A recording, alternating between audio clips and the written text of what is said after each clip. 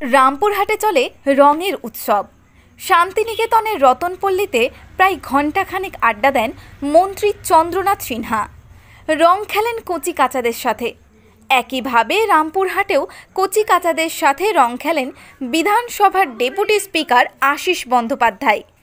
বিশ্বভারতীর প্রাক্তনী হিসেবে এবার বিশ্বভারতী বসন্ত উৎসবের আয়োজন না করায় অখুশি ছিলেন মন্ত্রী। তবে পুরসভা প্রশাসন যৌথভাবে এবং বিভিন্ন সংগঠন ও নেতাকর্মীরা এই আয়োজন করায় দূর দূরান্ত থেকে আগত পর্যটকেরা অনেকটাই খুশি ছিলেন বলে তিনি জানান। অন্যদিকে সতীপীঠ কঙ্কালীতলায় এলাকার গ্রাম পঞ্চায়েত উপপ্রধান মোহাম্মদ ওহিউদ্দিন ওরফে মামুন কঙ্কালীতলায় ভিক্ষুক, ভবঘুরে ও সাধু সন্তদের নিয়ে রং খেলায় মাতলেন।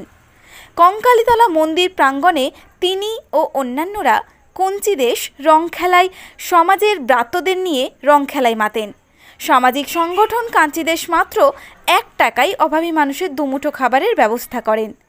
এই দিনও রং খেলার পর ভাত, ডাল, আলু পোস্ত ও মাংস খাওয়ানোর ব্যবস্থা ছিল।